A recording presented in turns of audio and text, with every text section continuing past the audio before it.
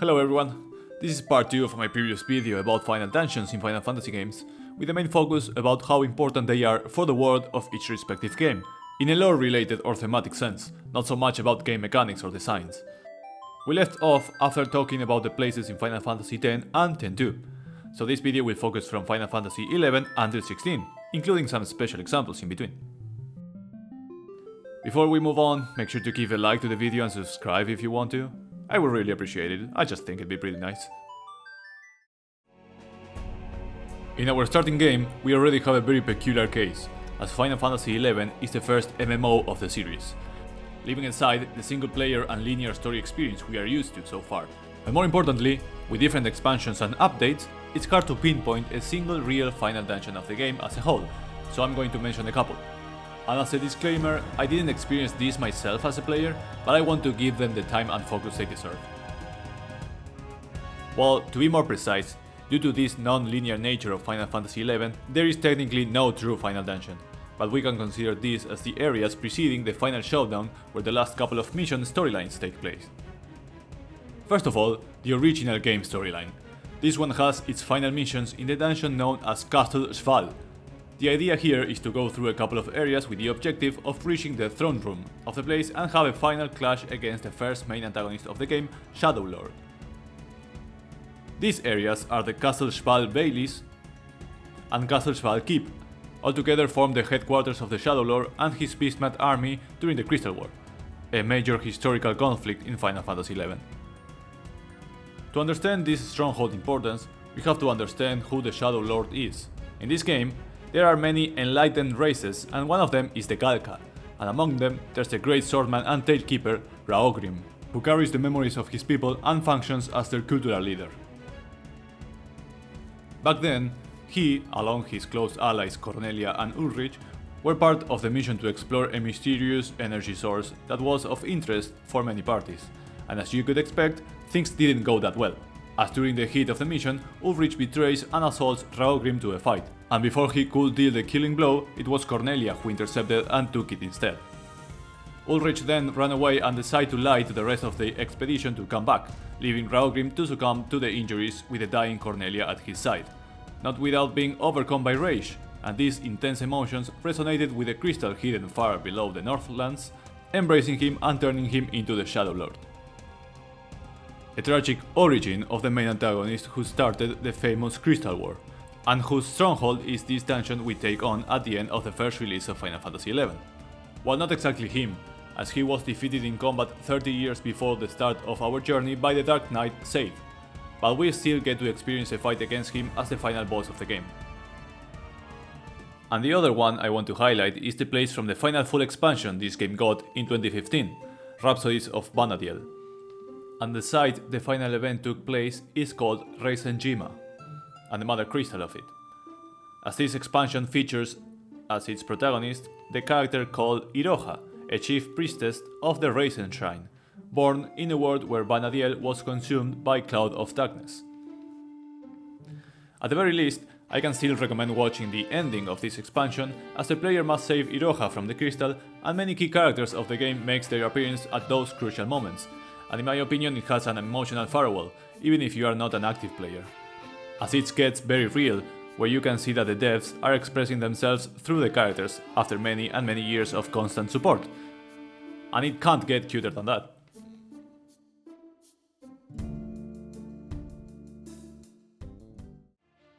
Now I move to a more familiar territory for me. The culmination of the main conflict in Final Fantasy XII involves the key battle against the Arcadian Empire, led by Bane, that would change the fate of the ongoing war between them and the resistance formed after the Dalmasca invasion at the start of the game. This fight takes place over the skies of Rabanastre, and while the two fleets seem evenly matched, it wasn't until the rise of the final dungeon of the game, the Sky Fortress Bahamut, that the Empire could turn the tides and start to destroy the airships. For context, this is the ultimate airship of the Empire created by Dr. Sid himself, massive enough that it needs more than the normal amount of energy to fuel it. That's why it's only accessible for Arcadia after the fight at the top of the Pharos or Lighthouse of Ridorana. This event, at the end of Final Fantasy XII, is where we climb the quite extensive tower to reach the Sun Crest at the top, the source of a great amount of mist or energy. Originally we are sent here, as Ashe is told to be the reincarnation of the Dynast King, and with shards of the crystal she'd be able to defeat the Empire and unite Ivalice. But after a fight against both Dr. Sid and Gavranth, she resolves to destroy it instead, and give humanity the possibility to unite by working together instead. At the end of this sequence, it's Redas who destroys the Sun Crest, sacrificing himself, and by doing so, freeing a large quantity of mist, which allows the Bahamut, thanks to Dr. Sid's shenanigans, to absorb it and activate, joining the battle above Ravanastre. The Empire's original plan was to take the crystal itself to power up the airship, but this works too. If I have to explain what this scenario and airship feel and look like, I would compare it with how in the final battle in Code Geass between Lelouch and Schneisel forces, the latter has the airship called Damocles, that looks also like a floating pillar, with the advantage of throwing the most powerful type of attacks, and the objective is to infiltrate and stop it from the inside. That is what we do in the game, arriving at the fortress as the last dungeon of the game, which by itself, I don't think it has too much going on gameplay wise. I know I got smacked by the unlimited Empire forces that come to you, and went ahead to the rooms where the last battle against Bane takes place. At the end, we not only stop the airship and try to make our way out, but even for years later after this fight, the Sky Fortress Bahamut ruins are laying on the ground where it crashed outside the capital of Ravanastre, covered in plants, staying there as a sign of the struggles that the people of Dalmasca went through to recover their freedom against Arcadia. We move on to the world of Final Fantasy XIII, which means to cover all the complete trilogy. In the very first game, which you could say is the one with the most direct story and narrative focus, the last dungeon of the game is known as Orphan's Cradle. The most important thing to know about this game and its setting is that the world where the party, or most of it, lives is called Cocoon, which works as a planet on its own, being a sphere literally floating on the sky of a far more vast world known as Pulse, or the world below,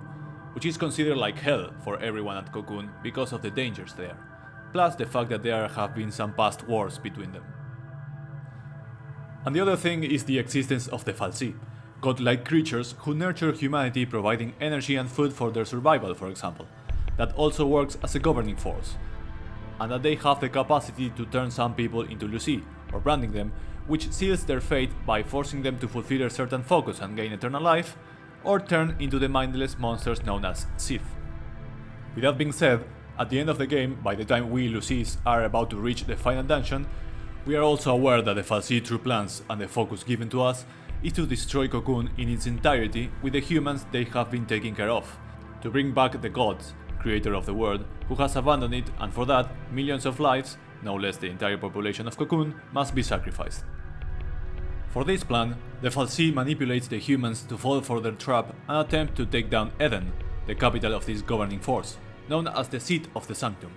along with Orphan, the specific Fal'Cie that actually powers Cocoon, which means that it would also bring its destruction. And that's where we intercept you, arriving eventually to the final dungeon through a cathedral-like room in the Sanctum building that towers over Eden Hall.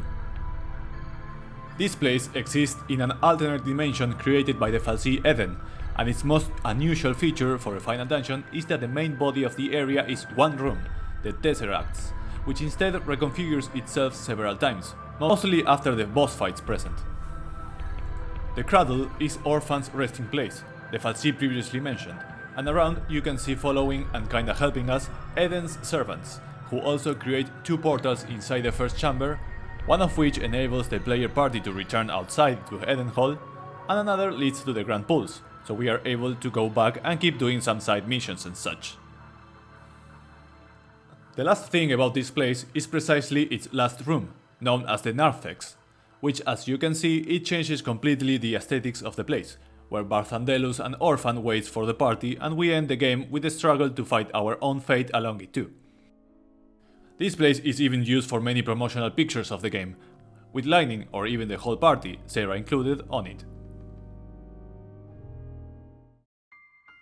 But it doesn't end there. Final Fantasy XIII-2 decides to leave the linear storytelling aside and make the playable characters, Sarah and Noel, have a personalized journey through time and space according to our exploration and choices. What doesn't change is the final destination, so we are fine there. The last place in time we visit is the city of Academia, 500 years after Fal'Cie, or after the end of the last game for references. You have to keep in mind that in the game you may visit the same location but in a different time period, and with more or less changes if you complete missions in one time and see its consequences in other eras, etc. One of the new locations is Academia, the main and capital city of the settlements that were emerging around the base of Cocoon's pillar, and where the academic headquarters are, the organization eventually led by Hope himself to find a way to have a new home for humanity without the Fal'Cie, and avoiding the dangers of the pulse and eventual fall of the mentioned pillar. On that topic, there's a certain antagonist of the game called Caius Balad that is planning to cause destruction in this specific period of time, as you are able to see how this place has been infused with chaos from the realm of Valhalla, making it susceptible to the time paradoxes that this game plays with. That is the official explanation of why the city that you were able to visit sometime in the past and was a cool futuristic one is now filled with distortion and being transformed basically into a labyrinth of floating blocks, making it the final dungeon with the most platform segments ever in the series, which is what makes it a standout in my opinion. At the end of the segment, the fight against Caius and his Chaos Bahamut transformation takes place, and soon after it moves to Valhalla, which is basically the gap between the unseen world and the real world, so we can stop him in his attempt to kill the goddess of time Etror. I'm sure he won't succeed in the end, right? Right? The goddess is dead. Anyways, Caius killed the goddess of time. We are not very good at our job. So for the next 500 years, the world has been frozen in time. There is no new birth or human growth. People don't die naturally, but they can die by accident or murder. And lightning has been chosen by the god Bunivelse to save humanity's soul in the new world he's going to create after this one ends in 13 days. At the end of the journey, our relationship with God and his plans is not the greatest, as he plans to erase the souls of the already dead people from everyone's memory in the new world, even manipulating Vanille in the process, and we aim to confront it at the Temple of Light, beneath the Luxerion Cathedral. This place is the seat of power of the organization known as Order of Salvation, a temple built to honor the god Bunivelse, and where the faithful gather to pray on a regular basis, as you'd expect from a church. Through the course of the potential 13 days, they will spread the word of God and hide Vanille so they make all the preparations for the ritual called the Soul Song, in which she will be able to guide the suffering souls in the chaos to a new world. In that Temple of Light dungeon, besides the mission of stopping this ritual, you'll find also some optional rooms to fight some bosses and allow you to unlock the ultimate weapon. Once you are ready to go, it's time to proceed to the last room to meet God himself, leaving the church for a little bit until we arrive at this cool spatial place called Cosmogenesis, the realm only known for the gods and where Bunivelse in his true form is found, to make the final showdown the coolest way possible. There's symbology everywhere you look at, and I'm a big fan of that. Moving to Final Fantasy XIV, this is the second MMO of the series, so I'm going to follow the same pattern I did previously for 11.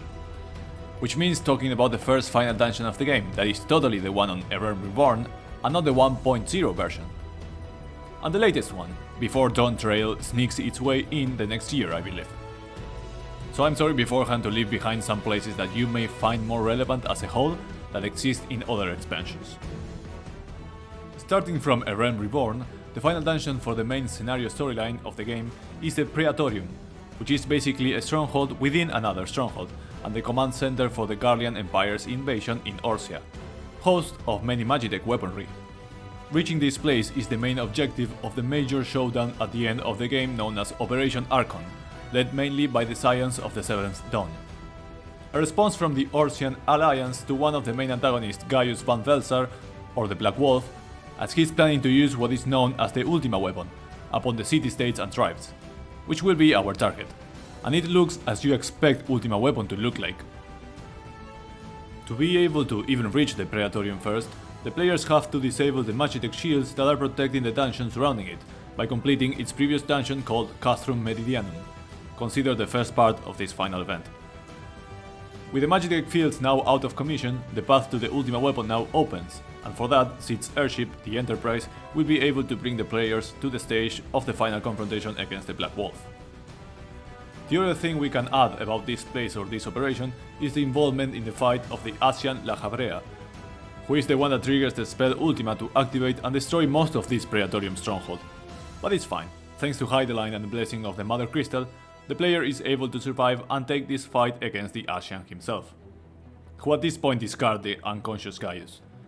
And of course finish all the business here to make sure the Magitech monstrosity never threatens Orsia again. And the second place to highlight, as I said, it will be about the latest expansion as of now, which is Endwalker, and the last dungeon or location for the final main scenario of the storyline here is the Dead Ends, which is conceptually a very cool place in my opinion. The reason for that is that while the dungeon lies at the heart of the place known as Ultima Thule, at the farthest edge of the universe, where emotions dictate reality, and the character Medeion speeds up the heat death of the universe, players will have to go and fight through memories of the universe's death civilization recreated by her too. After completing the dungeon, the player will unlock the final battle against the End Singer, in the trial called The Final Day. The description of this event states: Medeion and her sisters took to the stars in search of hope. They found naught but despair. Wishing to free mankind from this vain struggle, they began to sing. Their chorus, borne upon the invisible winds of Dynamis, to usher in the final days. What I find the most interesting is how we can see the clear thematic difference between the two final dungeons mentioned here, right? We get a big clash and final showdown against a big antagonistic force in one case, and an existential trip involving memories and the potential end of the world in another. Two great options to have as a final conclusion to any game. Before moving on to Final Fantasy XV, let me say that all I display about Final Fantasy XIV is purely out of reading and watching others, as I never played it myself to experience it, so to atone for my sins, I will be streaming the following days and probably months my first ever experience playing and slow running the game from zero. No jumps or skips in levels or story, I'm here for the slow lore after all. Okay, now we do get into 15, and here we have a situation of coming back to where it all started, at least in some sense to me. That's how I have it in mind. Maybe not in the way the Chaos Shrine in Final Fantasy I is the first and last mission of the game, but given the circumstances here. The thing is, the last dungeon here is the Crown City Insomnia, or the Citadel building by itself alone, and this is the protagonist, Noctis Lucis Caelum's home city and kingdom, where the royal family always lives, and where the crystal of Lucis is kept in the center. Very important, as the light that the crystal emanates from the Citadel into the sky projects the wall that protects the city. While this sounds like I am talking about the classic home base for the main characters, the thing is that roughly at the start of the game, the Empire of Niflheim opens fire at the Citadel after a fake peace treaty signing, including many royal guards betraying the king, with the goal to access the Lucian Crystal as part of its bid for world domination and invade the Crown City to steal it. All while Noctis and the gang were away starting their journey sent by the king himself, knowing this will happen. The aftermath of this event means that the Empire blockades Insomnia and sets up a provisional government there, which indicates that it's going to be hard for us, the Prince's Crown, to go back to what was our hometown now. The game and journey continues for quite a while, until it's finally the time we reach the place as the final dungeon of the game. For some reason or another, it took Noctis to grow up 10 more years after they had first left the city to come back, after the world had fallen into complete and literal darkness. So we make our return with the objective to stop the main antagonist of the game, Ardyn, and bring light back to the world. In here, the city streets are fully infested by the demons and troopers roaming around, but the more mature Noctis is ready to fulfill his duty as true king moving forward, supported by the Royal Guard's base located in the underground of the city. The main events of this final showdown includes the summoning of the Astrals and Luna Freya's spirit to destroy the barrier of the main building, the boss fights against Cerberus and the Astral God of Fire Ifrit at the entrance of the Citadel itself, and once there, at least in the newer versions, you climb up to the throne while battling previous kings, manipulated by Ardyn,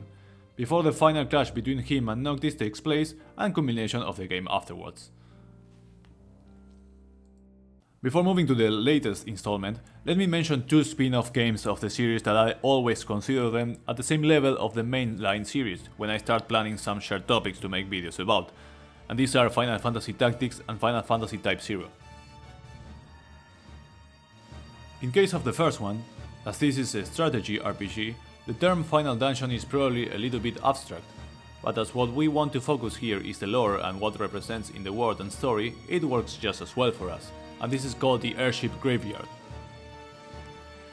This specific site at the Necrohall, or the Death City of Mulonde, is where the climax point of the story takes place, as one of the main antagonists, Folmarth, travels to the graveyard in an attempt to resurrect the leader of the Lucavi, Ultima, using Alma as a host body, she being the protagonist Ramsa's sister, so there's also a personal motivation there. This general of the Knights Templar is actually also the second in command of the Lucavi demons, which are the antagonistic force of this game, sometimes even from the shadow to some. So the first fight that takes place here is against him in his demon form, Ashmal the Bringer of Order. Once defeated in combat, Ashmal decides to sacrifice himself to activate the Virgo Stone and causes Saint Ajora to successfully resurrect. However, Alma resists and is able to at least separate from him. So she's on the side while Ajora turns into the leader of the Lucavi Ultima and its different final forms, starting the final stage of the game. The battle ends with the demon defeated, and in a last effort to preserve life, ends up triggering an explosion that provokes the destruction of this ship, and after that the ending takes place. And in the case of Type-0, we have in this world a constant or impending conflict between the four nations of the world of Audience. And when the current war involving all of them seems to tilt for one nation, the final dungeon arises, whose familiar name is Pandaemonium, also called the Land of Judgment. And the reason for it is that when the world of Oriense is united under the same banner, in this case from the Susaku or Vermilion Bird one, Pandaemonium rises from the ocean to send out the Rarsan rivers to slaughter mankind and who will end the world if there is no Agito, a term to refer to the savior of myth told in the prophecies, as that's something that has happened before, as the world is in a constant spiral.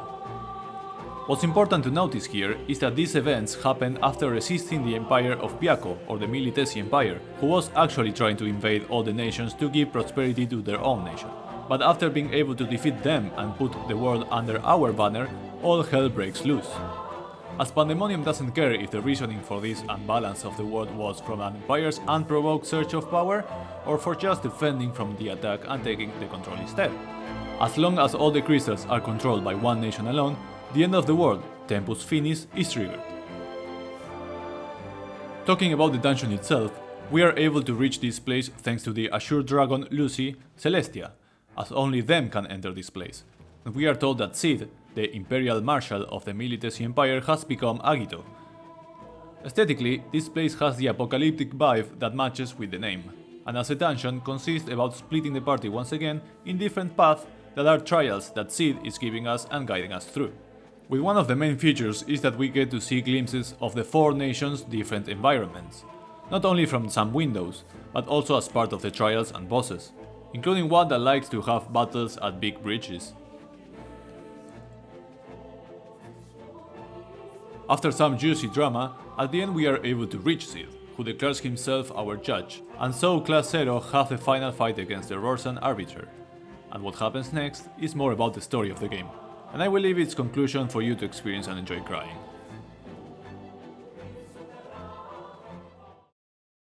But finally, after teasing it since the first video, we reach what inspired my research about all of these games, that is, the recent Final Fantasy XVI Final Dungeon. I mentioned briefly before, but I said that I am both satisfied and disappointed on it, but the part that I actually enjoy from it is precisely the focus of this video, so no need to dwell on the rest. And that is what's the lore or importance in the world of Ballistea itself. I am referring to the place called Origin. This one is a very cool and impressive floating continent that takes the shape of a crystal, whose origin is that after the last crystal of the world is destroyed at Walled Continent, Ultima, the main antagonist or collective incarnation of antagonist, summons this place in an impressive fashion, and stays there waiting with a very threatening aura for us to go ahead and approach to confront and end things. According to the sweet active time lore, when Origin was buried beneath the earth in order to absorb the ether it would need to reveal the world, a great shrine was placed in the sky above it, from which humanity could be looked down upon. Having granted man the gift of magic and the seeds that would grow into the prophecy of the savior to come, Ultima's final form, Ultimalius, places his brethren into an aeon-spanning sleep. So once we make all the final preparations, get some emotional moments and share some important, meaningful memories with our dearest and closest relationships, the protagonist Clive, along with his brother Joshua and best boy Dion, are ready to travel there in his Bahamut form to defeat Ultima, and once they arrive, they immediately start fighting, which at the very least surprises me, as there's not much exploration inside of it. So it's more about how it was first buried, absorbing the ether, and later summoned in a magnificent way to take shape of a fancy crystal and look at humanity from above, as any god would love to do. And with that, I think it's a nice endpoint for this collection, covering a good chunk of different final dungeons and their lore and thematic importance in each world, with some sequels, expansions and spin-off mentioned and such. As you can see, I love to talk about those aspects in Final Fantasy games, so if you do too, I hope you enjoyed this recollection, and I hope to see you around for more. Let me know your personal memories of these topics in particular, or something that this reminded you of.